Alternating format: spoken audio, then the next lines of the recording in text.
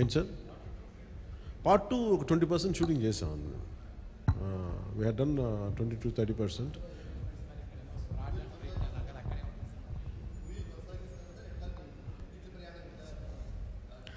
వచ్చే డబ్బుల్ని బట్టి, నాకు దొరికే టైంని బట్టి, కుదిరితే